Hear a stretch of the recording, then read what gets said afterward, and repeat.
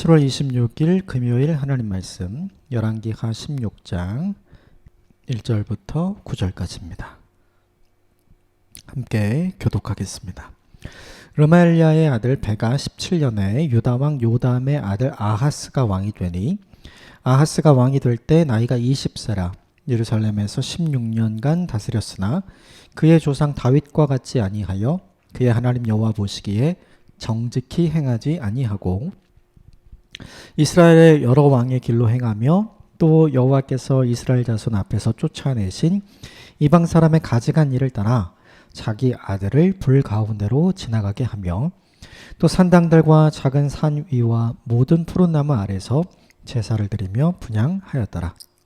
이때 아람 왕 르신과 이스라엘 왕 르말랴의 아들 베가가 예루살렘에서 올라와서 싸우려 하여 아하스를 애워쌌으나 능히 이기지 못하니라. 당시 아람 왕 르신이 엘랏을 회복하여 아람에 돌리고 유다 사람을 엘랏에서 쫓아내었고 아람 사람이 엘랏에 이르러 거기에 거주하여 오늘까지 이르렀더라.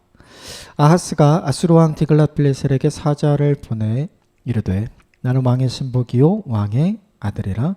이제 아람 왕과 이스라엘 왕이 나를 치니 청하건대 올라와 그 손에서 나를 구원하소서 하고 아하스가 여호와의 성전과 왕궁 곳간에 있는 은금을 내어다가 아수르 왕에게 예물로 보냈더니 아수르 왕이 그 청을 듣고 올라와서 다메섹을 쳐서 점령하여 그 백성을 사로잡아 기르로 옮기고 또 르신을 죽였더라. 아멘. 이것은 하나님의 말씀입니다. 오늘 본문은 남유다의 왕이었던 요담의 아들 아하스에 관한 내용이 등장을 하는데 몇 가지만 좀 살펴보고 적용해 보도록 하겠습니다. 먼저 1절부터 3절까지 1절부터 3절까지 같이 읽겠습니다. 시작.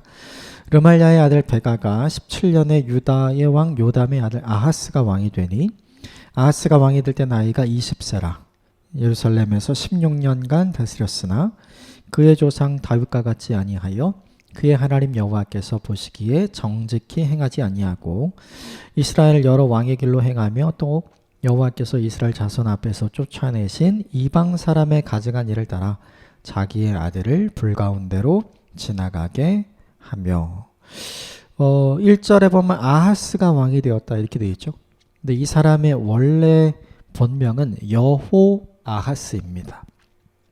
그러니까 아하스 앞에 여호가 붙어요. 여호아하스의 이름의 뜻은 뭐냐 하면 하나님이 붙드셨다 이런 뜻이에요. 그런데 오늘 본문에 기록되기를 앞에 여호가 빠지죠. 여호 하나님을 얘기하는 거니까 하나님이 붙드는 사람이 아니라 자기 자신이 스스로를 붙드는 사람, 이걸 강조하기 위해서 오늘 본문에 아하스라고 쓴 거죠. 쉽게 말하면 아하스는 어떤 사람이냐면 하나님이 붙들어서 왕으로 만든 사람, 그래서 하나님을 붙잡아야 하는 사람이었어요.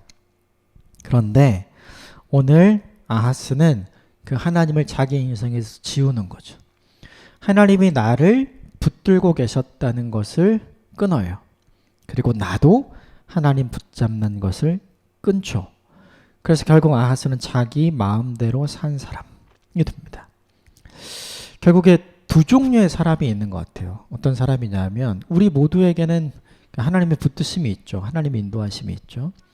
하나님이 나를 붙들고 계시고 하나님이 나를 세우셨고 하나님이 나를 인도하시기에 나도 그 하나님을 붙잡는 사람이 있고, 반면에 하나님 나 이제 그만 잡으셔도 됩니다. 나 이제 그만 인도하셔도 됩니다. 스스로를 붙잡고 자기 마음대로 사는 사람이 있는 것 같아요. 오늘 본문에 등장하는 아하스처럼 이걸 우리에게 좀 적용해 보면 우리 모두가 하나님의 은혜 아래 있고 하나님의 인도하심과 하나님의 붙잡음 안에 있잖아요. 그런데 나는 현재 어떤 삶을 살아가고 있는가? 내가 하나님을 붙잡고 있는가? 아니면 내가 하나님이 아닌 나 스스로를 붙들고 있는가? 이것을 가름하는 기준은 명확한 것 같아요. 오늘 본문의 2절에 나온 것처럼 다윗의 깃을 쫓아가느냐? 그렇지 않느냐? 하나님이 보시기에 정직한 인생을 사느냐? 그렇지 않느냐? 그러니까 우리 인생도 내가 하나님을 붙드는 인생인가 아니면 내가 나를 붙드는 인생인가 하는 것은 분명한 것 같아요. 기준 자체가 모호하지 않아요. 우리가 다 압니다. 내가 하나님을 붙들고 있는 사람인가 내가 나를 붙들고 있는 사람인가 내가 모를 수가 없는 거죠. 이 분명한 기준이 있기 때문에 결국 이렇게 되기를 원합니다. 어떤 상황이라도 어떤 환경이라도 하나님을 붙잡을 수 있는 하나님의 사람이 되시기를 주님으로 축복합니다. 그리고 혹여나 지금 스스로 나를 붙들고 살고 있다면 내 마음대로 살고 있다면 돌이켜서 하나님의 마음대로 살아가고 하나님의 계획대로 살아가고 하나님의 뜻대로 살아가는 저와 여러분이 되시기를 주님의 이름으로 축복합니다. 그가 하나님을 떠나서 한 일이 있어요. 그게 3절이죠. 북이스라엘의 여러 왕들의 길, 즉 여로보암에 갔던 그 길, 우상 숭배의 길, 하나님 패싱의 길, 그 길로 간 거죠. 그리고 거기서 끝난 게 아니에요. 그게 아니라 오늘 3절 하반절에 보면 이렇게 돼 있죠. 자기 아들을 불 가운데로 지나가게 했다.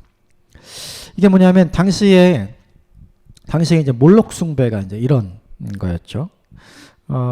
우상 숭배를 하는 사람들이 나에게 중요하고 꼭 이루어야 되는 한 일을 이루기 위해 내가 믿는 신을 달래는 거죠.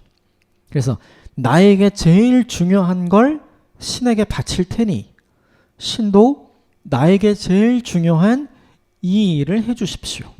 이렇게 서로 딜하는 거예요. 교환하는 겁니다. 그래서 부모에게 제일 중요한 게 뭐예요? 자녀잖아요. 그렇죠? 이 자녀를 신에게 바칩니다. 인신제사를 드리는 거죠. 내가 신에게 제일 중요하고 제일 아끼는 걸 드렸으니 당신도 나에게 제일 중요하고 내가 원하는 제일 아끼는 것을 달라. 결국 이 본문을 보면 무엇이 중요한가를 오늘 본문의 아하스는 잊어버렸어요. 내 자녀보다 더 중요한 건 내가 이루고자 하는 거. 사실은 이 자녀 없이 그거 이루면 뭐해요? 그런데 아하스는 어떻게 생각하냐면 이 자녀를 희생시키더라도 내가 원하는 걸 얻는 게 내게 더 좋은 것이다. 아하스의 양심이 썩어 문드러졌습니다. 아하스의 생각이 썩어 문드러졌어요. 그리고 아하스의 신앙이 가장 삐뚤어졌어요. 생각을 해보면 이것은 가장 종교적인 행태예요. 가장 숭고한 종교적인 형태인 것 같아요. 내가 제일 아끼고 나한테 제일 중요한 걸 바치는 행위잖아요. 하나님은 이걸 금하셨어요, 분명히. 하지만 자기의 자녀를 제물로 우상에게 드리는 건 종교적으로 보면 가장 숭고한 일인 것처럼 보여요. 가장 종교적인 일인 것처럼 보입니다. 그러나 가장 비윤리적인 일이죠. 내가 이루고자 하는 것을 어떤 것을 통해서라도 이루고자 하겠다는 극단적인 욕심이 표출되고 표현이 되는 방법이었던 거예요. 내가 원하는 소원을 이루기 위해서 우상을 이용할 수만 있다면 나는 내 자녀라도 팔겠어. 조금 더 나아가서는 나는 내 영혼이라도 팔겠어. 이 생각을 가지고 있었던 사람이 누구냐 하면 하나님이 세워주신 여호 아하스였던 거죠. 여러분 이걸 기억하셔야 돼요. 하나님은 이런 방식으로 우리의 섬김과 예배를 받으시지 않죠. 왜냐하면 하나님께 오늘 이 방식의 예배는 어떠한 방법과 방식으로든 내가 원하는 걸 이루겠다고 하는 거잖아요. 신앙이라고 하는 거는 내가 원하는 걸 이루는 게 아니라 하나님이 원하시는 걸 이루어 드리는 거잖아요. 완전히 전도되고 완전히 변질된 신앙의 모습이 오늘 아하스의 모습에서 보이는 거죠. 우리가 잊지 말아야 될 게 있어요. 하나님은 내 소원을 만족시키는 분이 아니라 내 필요를 채워주시는 분이에요. 하나님은 내 필요의 공급은 하시지만 내 소원을 완벽하게 이루어 주시는 분은 아니거든요. 네, 우리는 필요가 채워지는 것에 불만족인 거예요. 필요가 채워져도 내가 원하는 것이 이루어져야 만족하는 거죠. 우리가 잊지 말아야 되는 게 있어요. 솔로몬을 기억하셔야 합니다.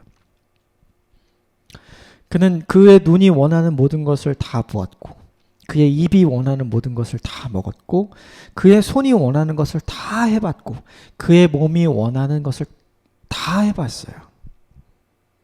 그럼에도 불구하고 그가 고백한 게 뭐예요? 헛되고 헛되고 헛되고 헛되니 모든 것이 헛되도다. 그의 소원을 다 해봤어요. 다 이루어봤어요. 근데 왜 헛되대요? 하나님이 없으니까. 오늘 여호와하스는 그 일을 지금 하는 거죠. 이 본문을 통해서 우리에게 적용해야 될 게 있어요. 뭐냐 하면 우리도 이런 방식으로 하나님을 대하고 있지는 않는가.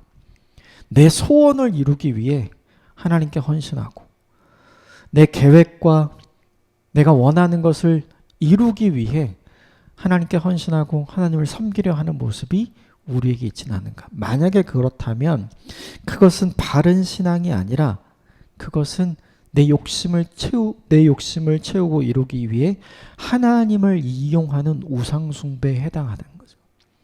우리 이것을 절대로 잊으면 안 됩니다.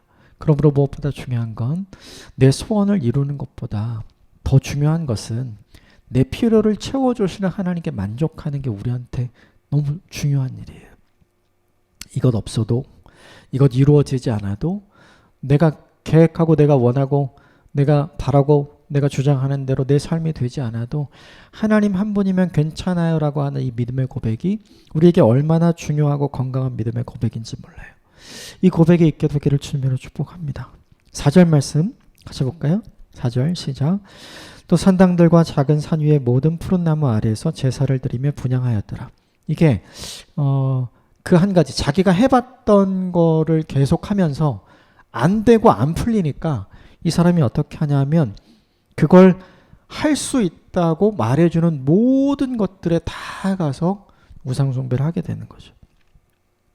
내 소원을 이루어 줄 거면 뭐든지 상관없어요. 내가 다 섬길 수 있고 다 절할 수 있어요. 하늘에 가까운 큰 산이든지 작은 산이든지 그리고 신령한 힘이 있다고 믿었던 오래되고 큰 나무 아래에서 지금 자기의 소원을 이루기 위해서 지금 제사를 드리는 거죠. 이게 어떻게 보면 가장 영적인 것 같아요. 그런데 사실은 이 일은 가장 미신적인 일이에요. 그런데 이런 방법으로 우리가 하나님을 섬기고 있는지 잘 모르겠어요. 아까 말씀드린 것처럼 내가 원하는 일을 위해 이루고자 하는 바를 위해 하나님께 예배하고 하나님을 찬양하고 하나님을 섬기려 하고 있지는 않은가. 그것이 조금 더 발전하면 오늘 본문의 4절과 같이 되는 거죠. 이제 그게 하나님 아니라도 되는 거예요. 그래서 점집에도 가보고 무당한테도 가보고 용하다는 사람들에게도 찾아가서 나의 미래를 이야기하고 나의 고민을 이야기하는 이유가 여기에 있는 거죠. 우리가 기억해야 할 것은 무엇이냐면 왜 이걸 기록해 놓았을까요? 원래 여호아하스였잖아요. 하나님이 붙드신 사람, 하나님을 붙드는 사람. 그런데 그가 아하스가 되잖아요. 하나님이 사라지니까. 그의 인생에 하나님이 사라지니까 그가 어떻게 변질되는지를 보여준 거잖아요. 이게 사실은 정면교사의 본이 아니라 반면교사의 본. 이렇게 살면 안 된다고 기록을 해놓은 거죠. 우리에게 필요한 것은 내 인생을 살아가면서 내가 원하고 바라는 대로 하나님께서 무언가를 이루어 주시는 경험을 하는 건 되게 좋아요. 그런데 그 경험을 하면서 우리가 바뀔 수 있어요. 하나님을 이용하는 사람으로, 하나님을 사용하는 사람으로 바뀔 수 있습니다. 내가 원하고 바라고 내가 뜻하는 것을 이루기 위해 하나님을 도구로 삼아서 하나님을 통로로 삼아서 하나님을 알라딘의 요술램프의 지니처럼 사용하려고 하는 마음이 우리에게도 존재한다는 거죠. 그건 결코 바람직한 신앙, 바른 신앙이 아니라는 거죠. 하나님을 붙드십시오. 하나님을 붙들면 내 소원이 이루어지지 않아도 괜찮아요. 내 필요를 채우시는 하나님으로 충분하거든요. 이 믿음의 고백을 할 수 있는 저와 여러분이 되시기를 주님의 이름으로 축복합니다.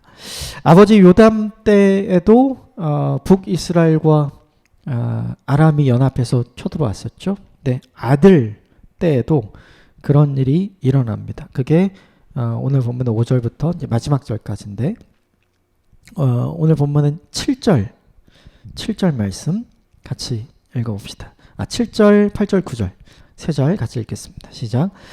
아하스가 아수르 왕 디글랏 빌레셀에게 사자를 보내 이르되 나는 왕의 신복이요 왕의 아들이라.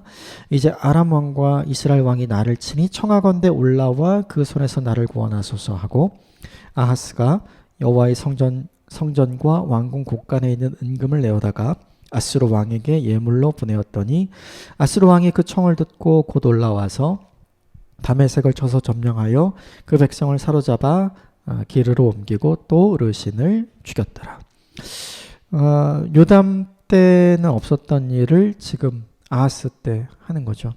하나님 섬기기로 작정하고 하나님 믿기로 결단하는 게 아니라 이 일을 정치적으로 해결해야 되겠다. 군사적으로 해결을 해야 되겠다 생각을 한 거죠. 그래서 누구에게 찾아가냐면 아수르 왕이었던 디글랏 빌레셀에게 찾아갑니다. 요담이 하지 않았던 일을 지금 누가 하냐면 하나님을 떠난 하나님을 붙들지 않는 아하스가 하고 있는 거예요. 그래서 그에게 스스로 충성맹세를 하고요. 그리고 예물을 가져가서 예물을 드리게 됩니다. 이미 5절과 6절을 보면 이 북이스라엘과 아람 전쟁에서 일부 졌어요. 그래서 지금 되게 어려운 상황이거든요. 그럼 이 어려운 상황에서 아하스가 정신을 차리면 얼마나 좋아요. 그렇죠? 그럼 우리가 생각을 해볼게 5절과 6절이 우리가 읽지 않았지만 북이스라엘과 아람 연합군에게 한번 패한 거 이거 왜 패하게 했을까를 생각해 봐야죠. 돌아오라고.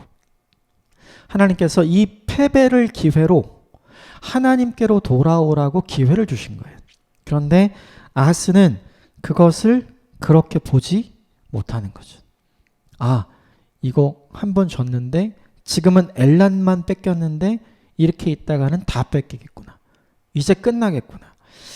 위기의 순간에 하나님을 떠올리는 것이 아니라 위기의 순간에 어떻게 이 위기를 벗어날 수 있을까를 생각하게 되는 거죠. 그래서 아수르를 의지하게 되는 거예요. 오늘 본문에 등장하는 아하스의 인생의 비극이 있어요. 그게 뭐냐면 맨 처음에 나왔던 거 똑같아요. 결정적인 순간에 하나님 붙들 수 있는 기회잖아요, 이게. 그런데 하나님을 붙들지 않고 여전히 자기 자신을 붙들어요. 자기의 판단에 어떻게 하는 것이 옳겠다. 이 생각을 하는 거죠. 한 번이라도 선지자에게 다가가거나 한 번이라도 하나님께 나아갔다라면 얼마나 좋았을까를 생각해 보게 돼요. 그런데 그렇지 않죠. 이게 뭐냐 하면 아하스의 실력이에요. 이걸 보면 아하스는 인생을 사는 동안 단 한 번도 하나님께 직접 나아가 본 적이 없는 사람이에요. 결정적인 순간에 우리가 하나님께 나아가서 하나님의 은혜를 받아본 경험이 있는 사람은 그 이후에 하나님을 떠나서 하나님을 붙들지 않고 하나님을 패싱하는 인생을 살다가도 어려움을 당하면 하나님을 떠올리게 돼 있거든요. 그런데 아하스는 전혀 그런 인생의 경험이 없는 사람이었어요. 아버지 요담의 시대에 그래도 하나님께서 주신 은혜와 복으로 평안하게 평탄하게 살기는 살았어요. 자기가 직접 인생에 문제가 있을 때마다 하나님 앞에 나아가서 하나님과 씨름해본 경험이 없는 사람. 우리는 가끔 이렇게 생각해요. 내 인생이 평안하면 좋겠다. 내 인생이 기도 제목이 없었으면 좋겠다. 내 인생에 고민과 근심과 걱정거리가 없었으면 좋겠다. 그게 복인 것 같지만 오늘 본문의 아하스를 보면 복이 아니에요. 그런 사람에게도 인생의 어려움은 찾아오잖아요. 그 인생의 어려움이 찾아왔을 때 결국 앞에서 경험이 있어야 하나님께로 나아가거든요. 근데 한 번도 하나님께로 나아가 본 경험이 없는 아하스는 끝까지 하나님께 나아가지 않게 되죠. 너무나 다행인 건 9절에 하나님이 살려주세요. 왜 살려주었을까 생각해보면 아직 포기하지 않은 거죠.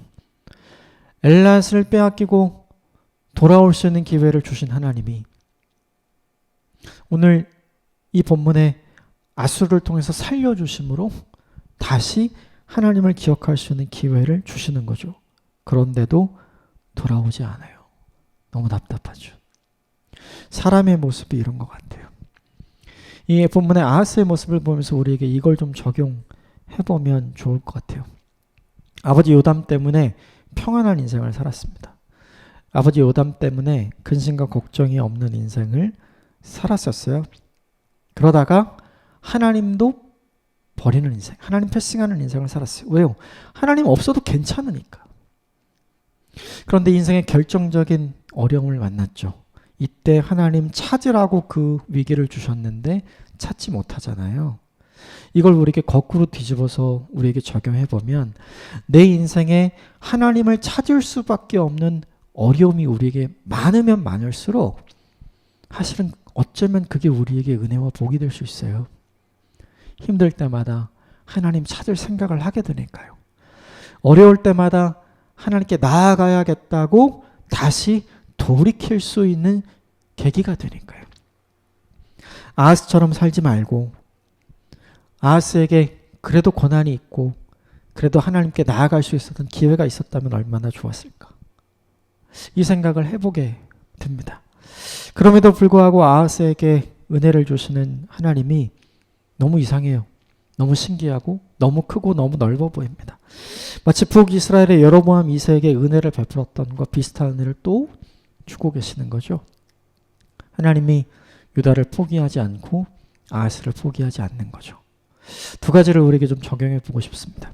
힘들 때마다 하나님께 가십시오. 그게 제일 좋은 방법이에요. 내 인생에 하나님께로 나아갈 수밖에 없었던 고난이 있었던 거, 그거 우리한테 좋은 일이에요. 왜요? 앞으로 우리에게 고난이 생기면 그 기억을 떠올리고 하나님 앞에 갈 수 있기 때문에, 한번 해봤기 때문에 그 다음 하나님 앞에 가는 거 어렵지 않거든요. 그게 우리에게 굉장히 큰 복. 또 하나는 이 본문에 하나님이 주신 은혜, 하나님이 얼마나 큰 분인가, 하나님이 얼마나 넓은 분인가, 하나님이 얼마나 깊은 분인가. 하나님과 같이 좋은 분이 없는 것 같아요. 그 하나님을 오늘 아하스는 붙들지 않았죠. 아하스와 반대로 사시면 좋겠습니다. 아하스처럼 살지 말고 하나님을 꼭 붙드는 인생을 사시게 되기를 주님의 이름으로 축복합니다. 함께 기도하겠습니다.